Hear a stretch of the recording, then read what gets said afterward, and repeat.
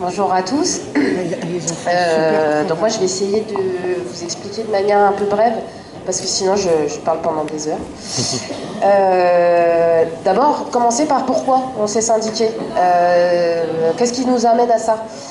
Je ne vais pas revenir sur ce qui a été dit parce que je pense que tout a été très très bien explicité, mais c'est ça, c'est à un moment donné, on a besoin de se mobiliser, de plus rester isolé parce qu'on subit trop de violence au sein du travail et que c'est tout ça qui crée le militant, c'est ça qui crée la lutte et qu'à un moment donné, on n'a plus envie d'être seul, on a envie d'appartenir à un groupe, on a envie de faire entendre sa voix et qu'aujourd'hui, on ne peut plus attendre que les gens y fassent à notre place. Donc après, le choix de la CNT, c'est pareil, je ne reviens pas sur le fonctionnement, mais c'est parce qu'évidemment, elle répond à toutes les valeurs qu'on défend, donc ça, c'était assez naturel pour nous. Et puis on a dit c'était mairie de Montreuil, donc c'est vrai que ça reste fonction publique, et qu'il y a quand même un fort a priori sur la fonction publique, en se disant, bah vous, ça va, vous êtes quand même pas trop touchés, puis même si vous êtes un petit peu touchés, finalement, vous avez tellement d'acquis sociaux par rapport aux autres que bon, ça va, vous n'allez pas vous plaindre quand même. Et ça, c'est un truc qui sert beaucoup l'État, qui sert beaucoup les patrons, qui sert beaucoup les gens pour dire que finalement, bah, nous, on est tout le temps en grève, nous, on est tout le temps en train de râler, et puis on n'a pas réellement de raison de se plaindre. Et ça, c'est pas la réalité. Parce que qu'on soit dans le privé ou qu'on soit dans le public, on est quand même sur de la lutte contre le patronat. Parce que c'est pas, là je parle pas de couleur politique, hein, évidemment que les élus sont tous des hommes ou des femmes politiques, mais ce sont des gens qui, au-delà de leur couleur politique, deviennent des patrons et donc font fonctionner une entreprise, parce qu'une collectivité, ça reste une entreprise. Et je vais citer un copain à moi qui est parti de la ville de Montreuil, et j'ai vraiment adoré la phrase, et je pense qu'il a bien résumé. Il a dit 14 ans de ville de Montreuil, 3 mandats, 3 couleurs politiques différentes, et au final, un patron reste un patron, et en premier lieu, il sert ses propres intérêts. Et la réalité, c'est ça. Donc nous, après, on a eu, parce qu'on ne se sentait pas plus représenté que ça par les syndicats en place, décidé aussi de monter la section, de s'investir davantage. On était 2. Donc ça fait peur. On se dit qu'est-ce qu'on va faire à 2, comment est-ce qu'on va pouvoir, etc. Puis on s'est dit on s'en fout, on est là, on existe, on est 2, et ben on fera entendre la voix de 2 personnes. On a monté la section, il y avait une intersyndicale à ce moment-là parce qu'en lutte contre la suppression de nos acquis sociaux, c'était il y a 2 ans. On s'est invité à l'intersyndicale, on s'y est invité, on a participé à tout ce qui s'est passé, ça a duré des semaines. Il y a eu énormément de choses qui se sont passées. À la suite de ça, bon, maintenant on est 4. Autant vous dire qu'on a été rejoint par deux camarades, mais c'est pas grave, on est toujours là, on est présent. Comment elle vit la section au quotidien, bah, on n'est pas en lutte tout le temps, mais en même temps, on a toujours des choses à dire. Et on existe aussi par la rédaction d'un bulletin, voilà, au fur et à mesure, quand on a des infos, quand on a envie de les partager avec les camarades, on rédige un bulletin. Alors on n'est pas des artistes écrivains, mais c'est pas grave, on écrit simplement comme on le pense, comme on le vit, comme on le ressent. Et ce qui fait un petit peu la différence, c'est le fait que même si on est peu nombreux, on essaye de s'organiser pour pouvoir le diffuser un maximum à des gens qui n'ont pas accès à l'information, parce que très souvent, la tour administrative, elle est alimentée en tracts. Et puis toutes les petites structures qui sont isolées, les écoles, les bâtiments techniques, etc., ne le sont pas. Alors nous, on y va le soir, on y va le week-end. On n'a pas d'heure de délai, on s'en fout. On fait ça sur notre temps perso. Et ça nous permet aussi d'aller pouvoir diffuser cette information de manière massive. Et c'est à travers ça aussi qu'on existe, et c'est pour ça que les gens viennent nous voir et qui commencent à s'intéresser, à se dire qu'il y a peut-être une autre façon de fonctionner que ce qui existe aujourd'hui. La CNT, c'est aussi plein de... On est en section, comme je disais, on n'est que 4, on a l'impression d'être isolé et on a cette chance d'être attaché à un syndicat. Et là, c'est quand même un pôle ressources énorme. Parce que quand on est en lutte et qu'à un moment on est complètement noyé, qu'on ne sait plus quel moyen d'action on peut mettre en place, comment on va rebondir, qu'on est fatigué parce que c'est du quotidien, et le syndicat c'est une ressource, et c'est des camarades autour d'une table qui disent mais attendez, vous n'avez pas pensé, on peut peut-être faire ça, on peut peut-être faire ci, et du coup voilà, c'est vraiment un partage d'expérience, de connaissances, de richesses, et c'est ce qui nous permet de continuer à avancer et de ne pas rester... À des moments, on perd courage, on se dit ça sert à rien ce qu'on fait, et heureusement qu'ils sont là derrière pour nous booster et pour nous motiver.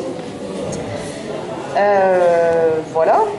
Là, je vais juste dire 2 mots sur la dernière lutte qu'on a eue en cours. On est sur un service de la propreté des bâtiments, de la restauration et de la vie scolaire, qui sont en fait les agents qui travaillent dans les écoles maternelles et élémentaires. et qui assure le nettoyage des locaux, la restauration collective et l'accompagnement éducatif. Et ça fait 2 ans qu'ils sont en souffrance extrême parce que l'expression de poste, ça passe sur les plus gros services. C'est un service où il y a 500 agents. Donc forcément, suppression de contrat. Et puis donc, qui dit suppression de contrat dit pas de remplacement. Donc ça veut dire que vous étiez 6 à faire un boulot, vous serez plus 4, mais c'est pas grave, vous allez continuer à le faire. Parce qu'attention, vous avez des enfants en face de vous. Hein. Donc, et les gens tiennent. Et ils tiennent, et ils tiennent, et ils tiennent jusqu'à ce qu'ils arrivent à épuisement, et là ils tombent. Et on a essayé, on est passé par plusieurs choses, hein. On a pris des rendez-vous, on a écrit des courriers, on a explicité, il y a des difficultés, il y a ça, on nous a écoutés longuement, ça on nous écoute, hein. C'est pas un souci. Et puis derrière c'est rarement suivi d'action. Donc on a commencé par faire des assemblées générales qui ont réuni au démarrage très peu de personnes. Et puis on s'est dit, allez, on écrit le courrier en parallèle, on fait une pétition. Donc on a fait signer la pétition tous les dimanches, peut-être que vous nous avez vus sur le marché de la Croix de Chavaux. On a envoyé cette pétition, puis toujours rien. Et au bout d'un moment, les gens se sont dit, allez, on y va. Et là, historiquement parlant, je crois que c'est la première fois qu'on arrive à réunir autant de personnes. On a quand même eu une interruption de travail. En fait, c'était une grève qui a été... le choix, ça a été de faire du débrayage. On a fait 3 semaines consécutives.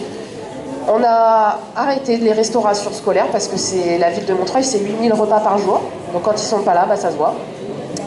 Et donc pendant 3 semaines consécutives, on a fait ça. On n'a pas assuré le temps de restauration. Sur les 500 agents, on en a quand même rassemblé près de 200 au démarrage. Donc 200 au début. Et puis après, on n'était plus que 80, mais avec toujours la même niaque. Il y a eu beaucoup d'écoles fermées. Donc du coup, questionnement, qu'est-ce qui se passe ? Ce sont des agents qui sont invisibles. Hein. Personne ne se pose la question de qui est-ce qui nettoie, pourquoi mon enfant il est bien accueilli, comment ça se fait que les locaux sont propres, mon enfant a bien mangé, mais c'est normal. Ça, personne ne se demande qui est-ce qui fait ça et comment il le fait. Qu'il y ait 6 personnes qui fassent le boulot quand il y a 450 repas ou qu'il ne soit plus que 2, ça, à un moment donné, on ne les voit pas. Et ce mouvement-là, il a permis ça. Il a permis que les gens soient visibles. Il a permis qu'ils aient pu faire entendre leur voix, qu'ils aient pu exprimer leurs difficultés.